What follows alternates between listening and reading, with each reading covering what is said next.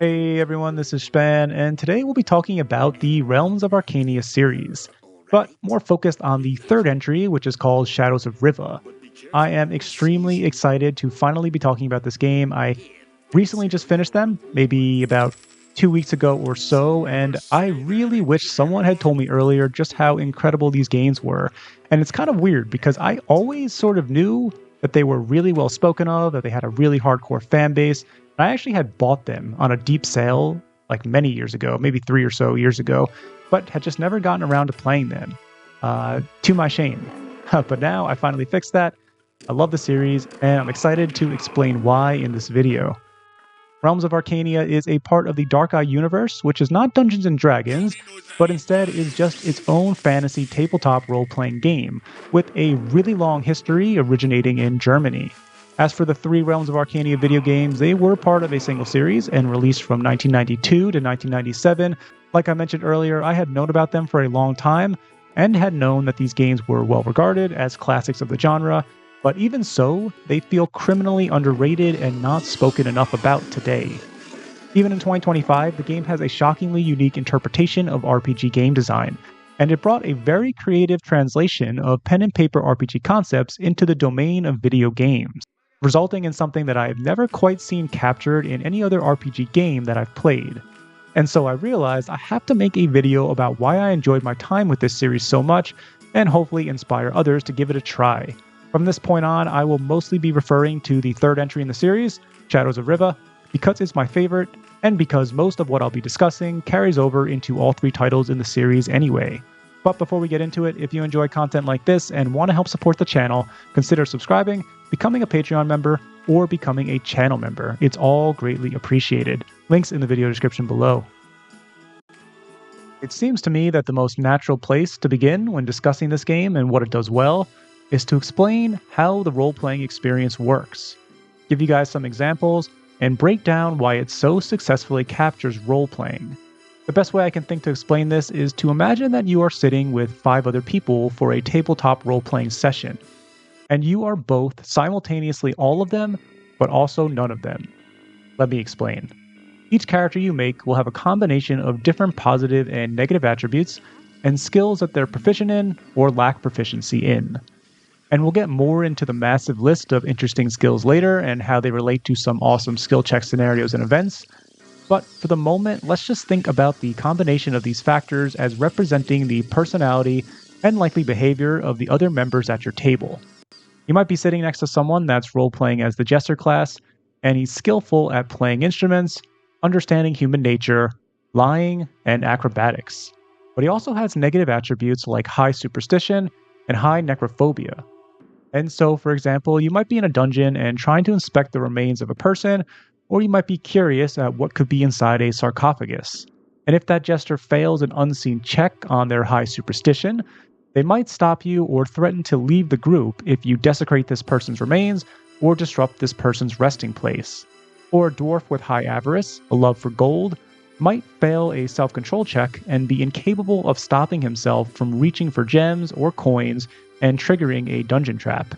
Or maybe a warrior with a high temper might lash out at a drunk passerby in the city at night, striking the civilian and attracting the attention of law enforcement. Or maybe your hunter class character with his high claustrophobia will refuse to crawl through a small hole in a cave. All of these things are happening completely outside of the player's control. And to make it more clear, these personality traits are not randomly assigned to characters or set up for a specific point in a dungeon. These are attributes that are built into the character creation system and stats of these respective characters, much like a character's strength or dexterity. The characters are brought to life through both a really clever positive and negative attribute system, as well as a very thoughtful skill system. And just as you can choose to increase an attribute like strength or agility after a level up, you also get a chance to lower a negative attribute like violent temper or superstition. And so each of these characters feels like a personality at a tabletop RPG session. They react to the flow of the campaign and its many different unexpected encounters and events in all sorts of different contexts. It's unlike anything I've experienced in a game. This cast always stays in character, in a way that differs from traditional companions in, let's say, the CRPG genre, where they're more focused on narrative relevance and react to specific narrative cues or moments. The Realms of Arkania series creates a ton of different scenarios that can pop up in the city, the wilderness, or in dungeons that are separate from the main narrative, have dynamic resolutions based off of the group's classes and builds, and play so well off of all the different positive and negative attributes that make up the personality and behavior of your characters. And the player is very often powerless to control them, because the purpose of these negative attributes is to create believable scenarios where a companion does something selfish, or acts out of fear, or is otherwise unable to control themselves, and it sometimes triggers huge consequences that can really screw your party, but it also sometimes doesn't trigger any consequences at all. And in rare situations, a negative attribute check can sometimes even result in a good or useful outcome. But to add even greater variety and depth to these situations, it's also possible for other companions to step in and stop a companion or help them in some cases. For example, a character with a poor climbing and bind skill, which is a skill that relates to a character's proficiency to use ropes, might accidentally lose their footing when descending a steep drop in a cave. In this moment, they might trigger another skill check, like physical control, which might help them find their footing and save themselves from the fall. But if this fails, they might fall to their death. Or maybe they get lucky, and another trigger activates where a separate companion has a chance to catch their hand or help them in some other way. Maybe during the climb down, a spider bit the character, and a self-control check is made to not release their grip from the pain of the bite. The layers of interaction between the skills and each of the character's strengths and weaknesses creates such an organic RPG experience that makes you feel like you're playing with other personalities, not like an individual controlling 6 characters. And the game is absolutely filled with these sorts of scenarios and situations, and that would already be great, but Realms of Arkania also nails the presentation of these moments. The game often takes control of the movement and the camera to help illustrate the situation with well-written text-based explanations and scene descriptions. The game also often uses excellent artwork from Turkish fantasy artist Yüce, and sometimes even CGI to help paint the scene, delivering on both the content and the presentation of the content in a title as old as this is incredible. It's so impressive. But putting aside the presentation for a moment, the choice to make so many of these situations out of the player's control and reflect the personalities of the companions is really what sells the experience. Makes you feel like you're playing with the group, and makes these moments very satisfying and exciting to play through. Characters in this game will speak up. Sometimes they'll even threaten to leave permanently if they are too afraid, feel threatened, or if the behavior can't be reconciled with their positive and negative attribute build. But the opposite is also true. That in many situations and events that pop up, they might step in completely without the player's input and try to resolve the situation when it relates to their expertise. And so, for example, a character that is the Jester class might notice a situation in town and insert himself and use his knowledge of performance and acting to diffuse a situation, which might make you a new friend and give you access to a unique resource that you would otherwise not have if you didn't make a Jester one of your 6 character classes. I could go on and on. The game is absolutely filled with these types of situations that make both the world and your cast of characters feel extremely satisfying to roleplay with. You feel like you're sitting with other people at a table, and you're always adapting to the benefits and detriments that their choices and actions bring to the moment. Next, we'll talk about combat. Combat takes place on a grid and is turn-based. Each character has a certain amount of action points each turn, and different actions take a different amount. For example, a character might have 7 points, and for each tile moved on the grid, it costs 1 point. An attack might cost 3 points, and switching a weapon costs 2. And that's how it works for most things. Some specific things can alter how many action points a character has, but it stays pretty consistent throughout the playthrough. Combat is generally pretty slow in this game, as you'll find that both you and your enemies often have trouble hitting each other, but it's actually a very nice pace for me. And I feel the pace works really well because the game does not have very many combat scenarios for the majority of the playthrough. In many of the game's dungeons, there aren't even random encounters, and so some dungeons might only have 5 encounters in total. So the combat being slow makes a lot of sense, and they can often be very resource intensive. Casting a spell is expensive in this game. One, because they can be very powerful, but also because it's often not easy to regenerate your spell points. You can't just freely rest wherever you want. And furthermore, a full day's rest will likely not even restore all of your character's spell points. So, saving those crucial and powerful spells for when you really need them is an important consideration in combat in this game. The slow combat is really enjoyable though, because it differs a lot from how other RPGs operate. In Realms of Arcania 3, you can't just quickly burst everything down, because the game doesn't give the spellcasters a bunch of strong AoE damage spells. As a result, fights often call for careful crowd control spells like Fear or Sleep, and having a tanky warrior that can attract the attention of 4 different enemies and last a really long time gives you the ability to slowly chip enemies down with ranged sustain damage or other less tanky but higher damage dealing martial characters. But I will say, I understand this style of combat is not going to be for everyone. It is very possible that some single fights can take over 10 or even sometimes 15 minutes, depending on the fight and the situation.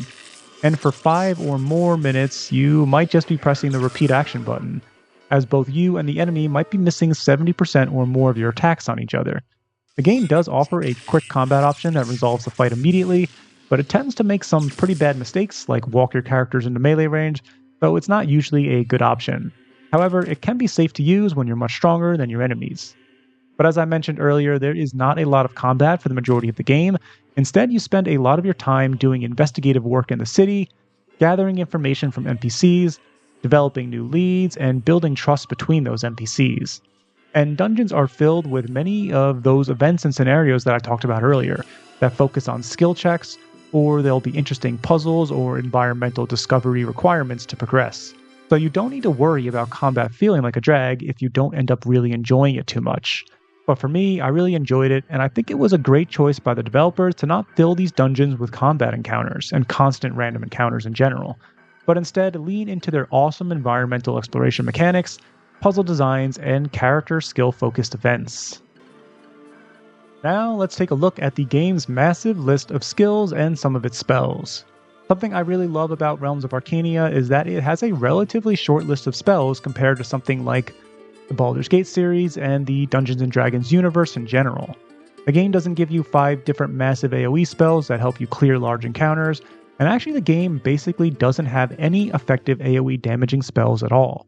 It's a really interesting design choice because the caster doesn't get to fill the role of AoE burst damage like it does in almost every other RPG out there.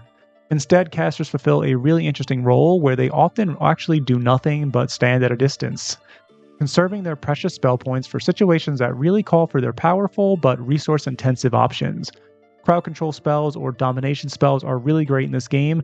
You can easily make enemies flee from the fight, fall asleep, or fight against their own. Many of these more powerful domination spells have the property of being a touch spell, which requires the caster to be in melee range of their target. It's a great balancing tool for spell design. Spells also can have many outside of combat uses, like opening locked doors, floating over traps, removing dungeon illusions, creating a light source, underwater breathing spells, and the list of utility spells goes on. When we look at skills, there's a lot of awesome choices in this game, and what's really fun about a list this large is you actually feel like you're building a unique individual with interesting proficiencies that might have really weird applications in specific situations in a playthrough. You build these characters without the knowledge of exactly how your skill investments will interact with many of the scenarios that pop up, and so you're often pleasantly surprised at how some situations resolve, or when a more niche skill has its time to shine in a clutch moment. Real quick, I'll just be shortly going over the music, since of course it's a very subjective aspect of a game, but to me it is super good. This game is filled with awesome tracks, and some of the dungeon themes especially blew my mind. Here's a short taste of one of the tracks.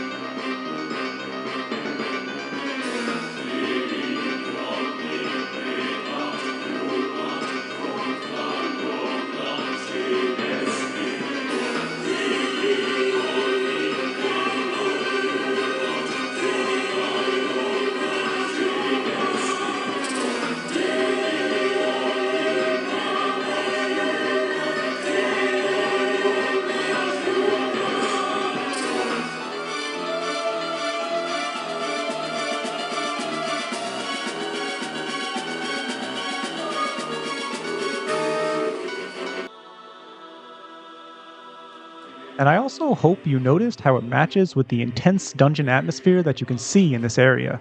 The music is amazing. There's a good variety of different musical vibes, so for me, it's a pretty great addition to the game. The story and the narrative is sort of a difficult part of the game to cover. The writing itself is actually pretty good in this game.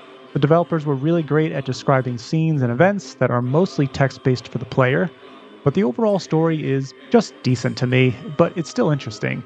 More importantly for me personally, it builds a great backdrop, a great context to roleplay within. There's enough interesting moments that often change the tools or resources that are available to the player, and there's also enough story beats that genuinely surprised me or resolved in ways that were better than I was anticipating.